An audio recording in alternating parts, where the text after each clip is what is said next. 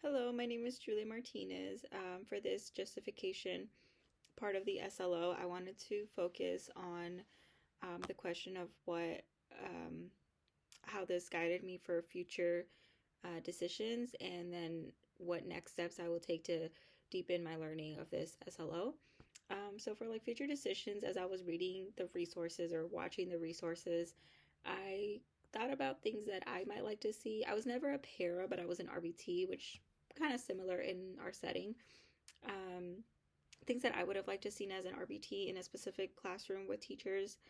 Um, I feel like every classroom is unique, whether it's the way that the teacher runs things or the blend of students that they have in that classroom. But so I feel like I would have liked to seen a written set like plan, or this is a student, and bullet points of like things you should know.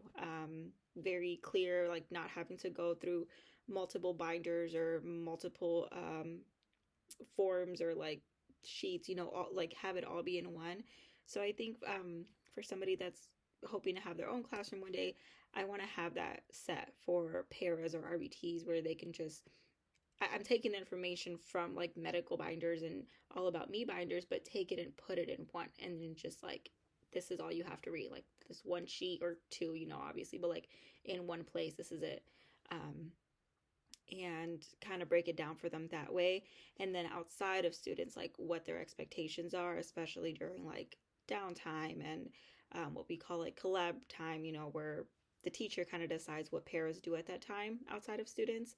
Um, because there's times now when we have the collab time, and I see the paras are just kind of wandering and they don't really know what to do, and the teacher's kind of like, I don't really have anything for you either. So kind of like have that ahead of time, maybe a binder for like all the future collab times, and like, oh, this is the date we're looking at, this is what we have to do, whether it's organizing something in the classroom or preparing something for students for the next day. So just having more of those visual sets where paras can know I go here, here, and here to know what my expectations are. And then for the other part of the justification was like what next steps I would take to deepen this part of this SLO. Um, I'm an assistant teacher now, which they do expect us to be able to tell paras like what to do, but I think I've always had a hard time with feeling like I can have that control, and like not that I would be bossing people around, but having that control and being able to guide a para to what they want to do or have to do.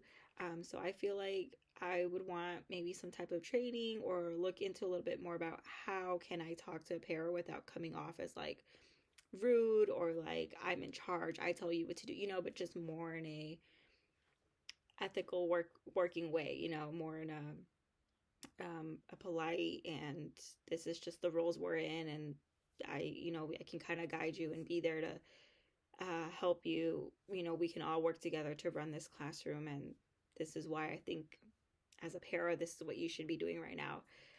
So just strengthening that, leadership type role. Thank you.